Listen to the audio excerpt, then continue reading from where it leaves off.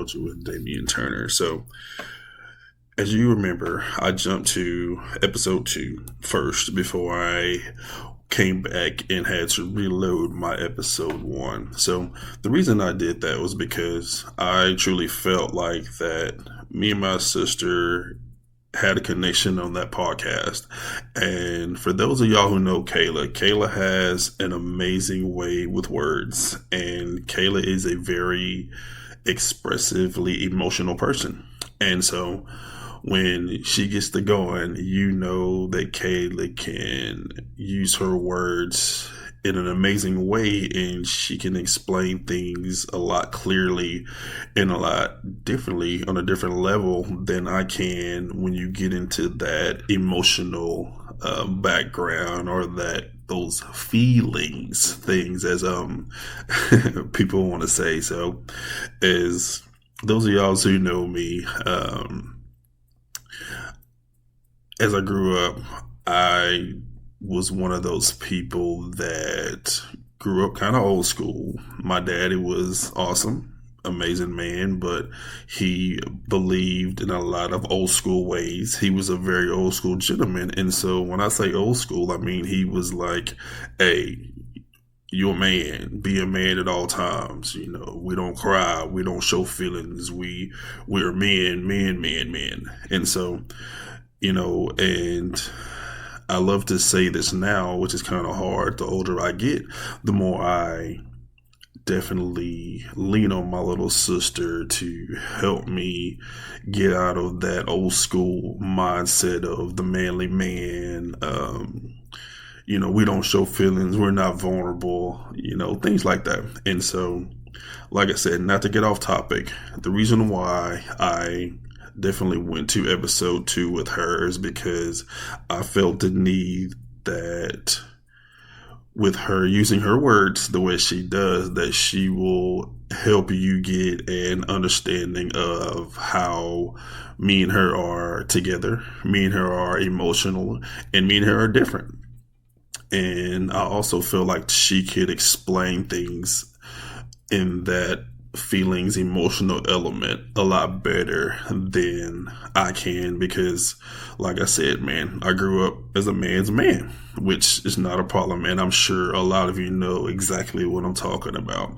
So moving along, a little background about me. So grew up in Rockdale, Texas, little small town 3A school. Grew up playing typical sports, football, basketball, played a little baseball, ran some track. Was lucky enough to get a Division I scholarship for track to the University of Iowa. And what stemmed that is that me and my classmate, we actually jumped 7 foot our junior year, and that sparked a lot of interest in me and him. I ended up winning the state championship and got offered a scholarship, and actually we both end up being blessed to go to Division I universities and compete in track and field. Mine, like I said, was the University of Iowa. I was there for about 3.5 years, and then felt a need to come back to Texas, which I went to WT, West Texas A&M, Go Buffs, and graduated with a bachelor's degree in animal science with a minor in ag education and ag business. And then later was able to complete my master's degree through Texas A&M Kingsville in agricultural sciences. So that's a little background about me. So let's proceed forward. So kind of backtrack a little bit. We talked about how me and my little sister grew up showing. We definitely had two different, wouldn't say outlooks, but I would say two different worlds that me and her showed in. I started when I was about 7. She started when she was 5, actually. So she got another good year on me, which is, we'll talk about that later. But anyway, when I started showing, we did a lot of things because we were new. You know, we started off very slow. We learned a lot from other people. We listened from other people. And whenever Kayla started showing, I would call my pops seasoned.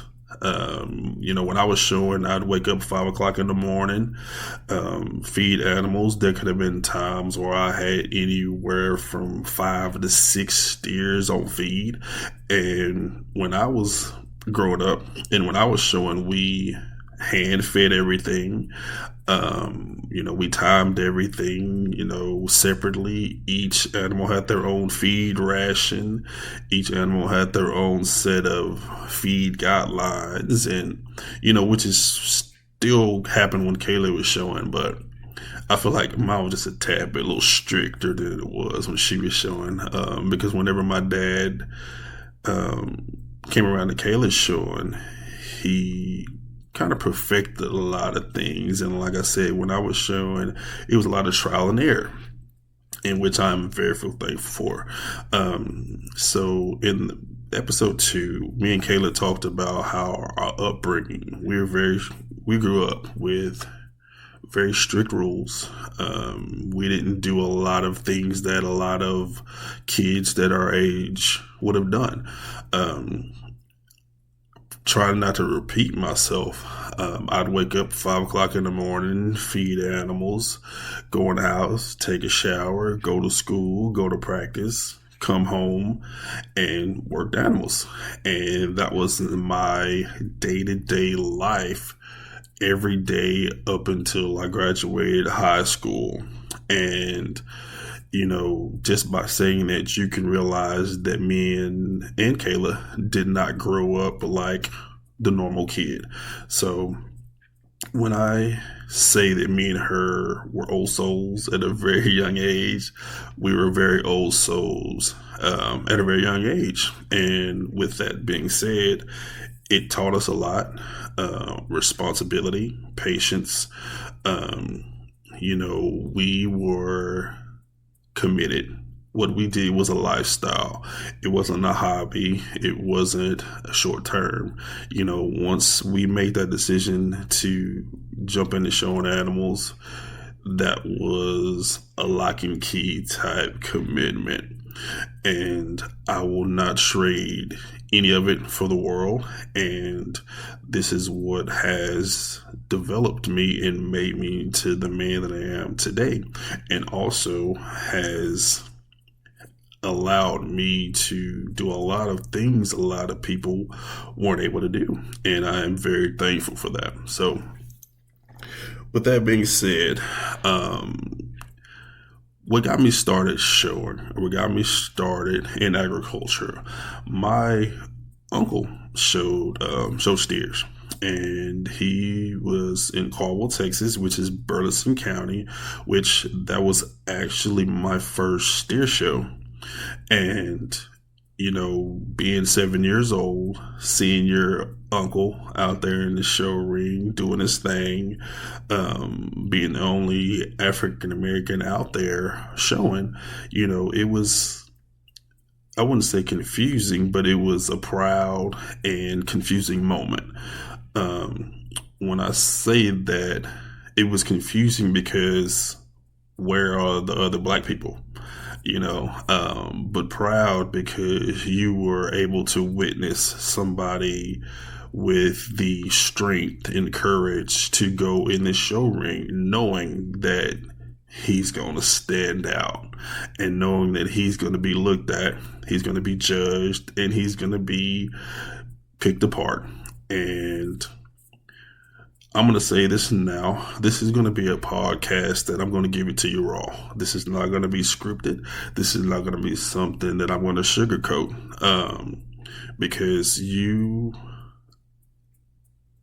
for those of you who listen to me, definitely need to understand the type of person you're dealing with. And like I said, my little sister's teaching me, or she has taught me, that vulnerability and expression is very important to move on. And I feel like that if you're listening to this podcast, that you are invested in me, and I feel like I owe you the raw and uncut background of Damien. Um, and so that's what you're going to get. So back to the story. When I say courage, when I say picked apart, you know, it wasn't a lot of African Americans in the show world. It wasn't a lot of African Americans doing the things that we were doing. And so it was rough. It was really hard because you knew sometimes when you walk into the show ring that you were not going to be given a fair shot. And I know this is something people don't want to hear, but it's something that needs to be said because, you know, it would be times where I would walk into the show ring and it'd be times that I know that I had one of the best looking animals in that barn. And I would get into the show ring and I would get like third or fourth place, which is not bad. I'm thankful. But you knew there was something that was not right about it. And it took a toll on me. And it's definitely made you question why you were doing what you were doing.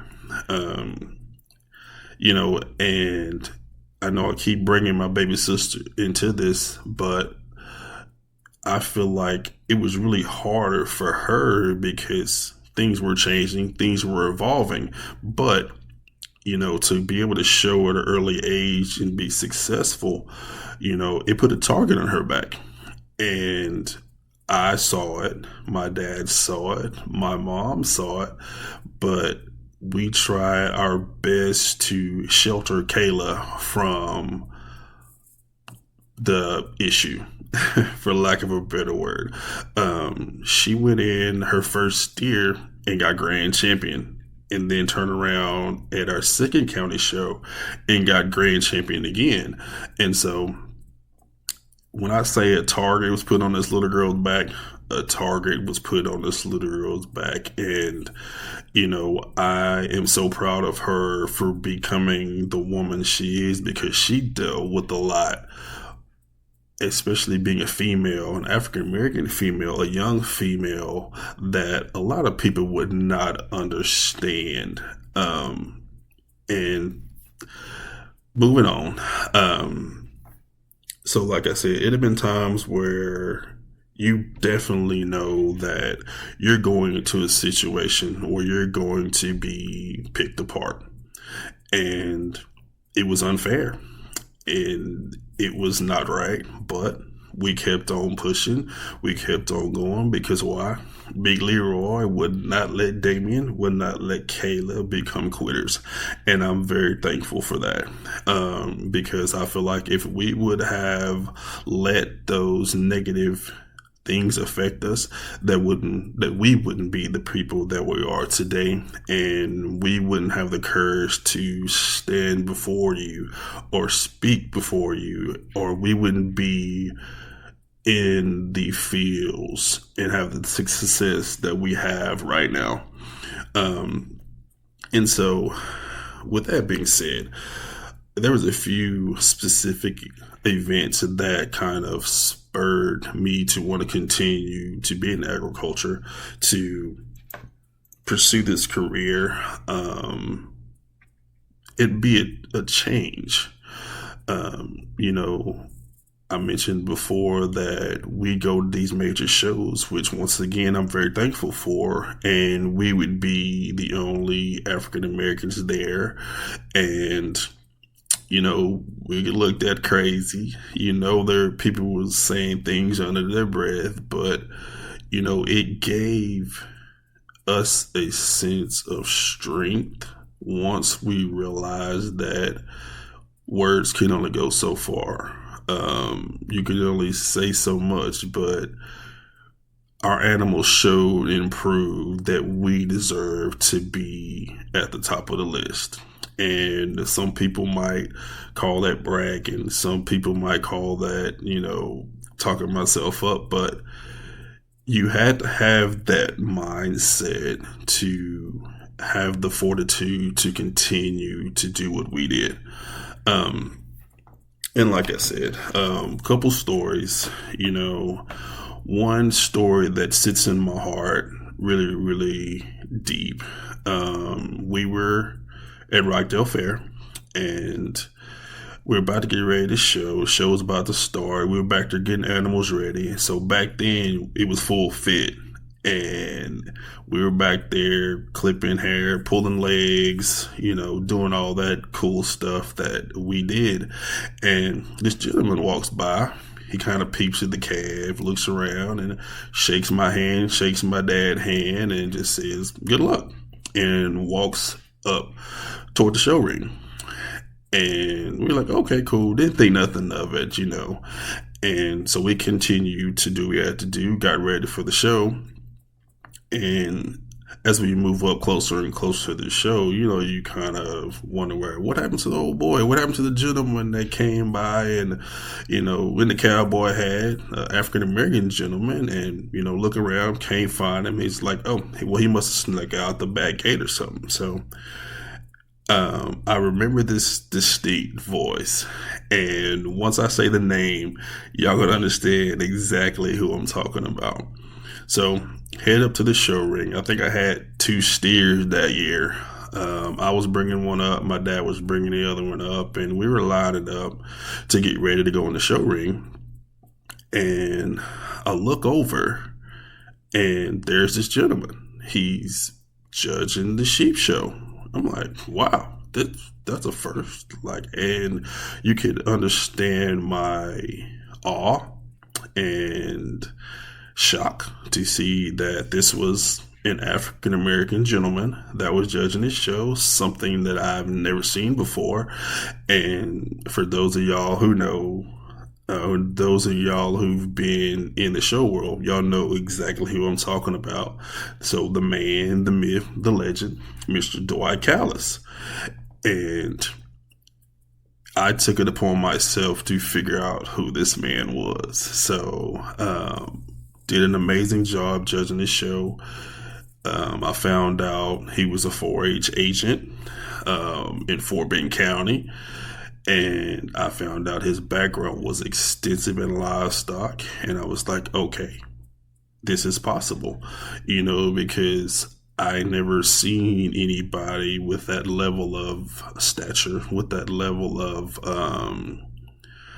I don't know the word how to say, you know, he had a level of respect that was amazing. And to this day, he stills that, if not more. And he was, to me, a pioneer in agriculture, especially for, you know, being a black male. And I hope he's okay with me talking about this. But so that was one. And two, I had the opportunity to have some amazing county agents growing up. You know, one was a lady by the name of Chris Holcomb. Chris Holcomb was amazing.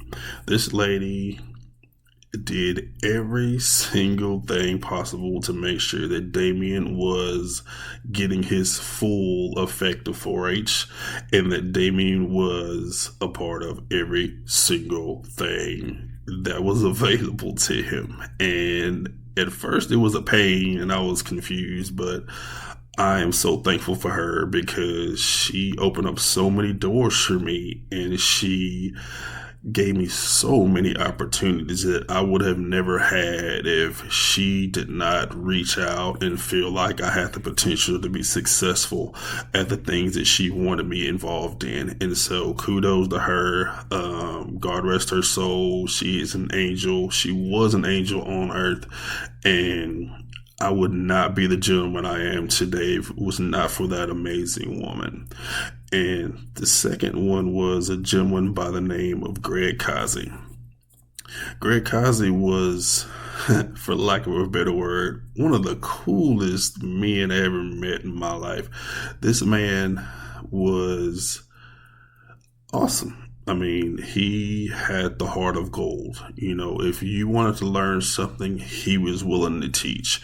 If you wanted to know something, he would do whatever it took to find the answer, you know, regardless of creed, color, anything. This man was there to educate, and he would help you reach your full potential with no question, no stutter, no stamina. He was there to help you along.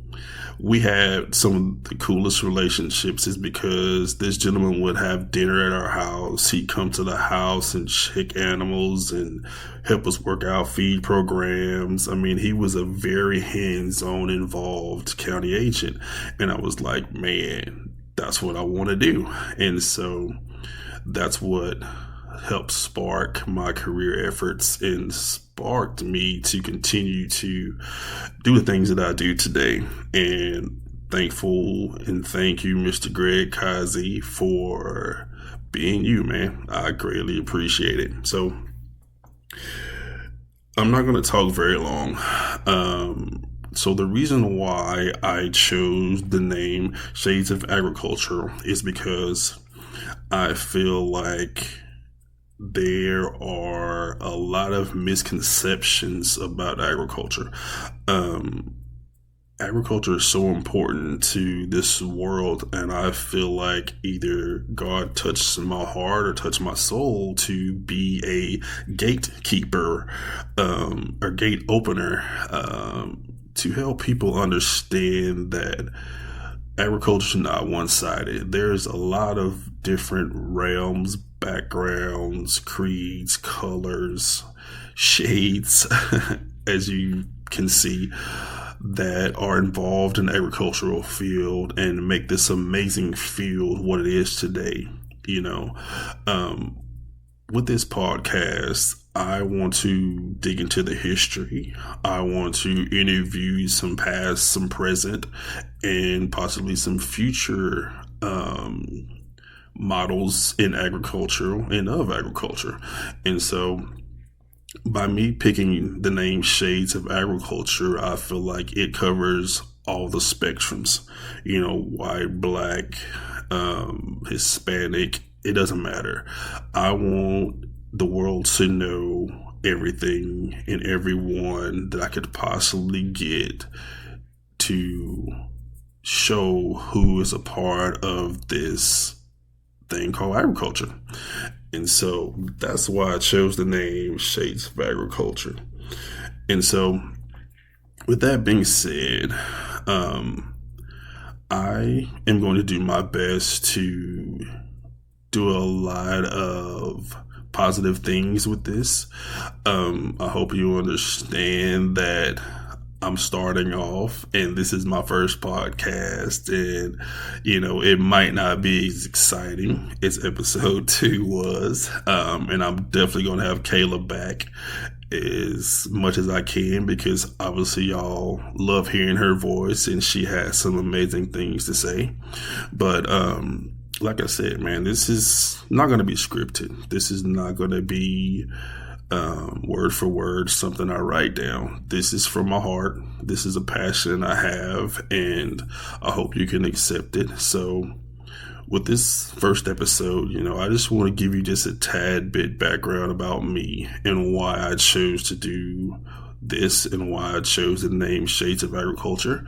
And I appreciate y'all joining me for this, and thank you for y'all undying support. And I am looking forward to this thing becoming something very amazing, because I want to do my best to make it amazing, and I hope you enjoy it. So with that being said, y'all take it easy. I appreciate y'all, and episode 3 is coming soon. Y'all take care.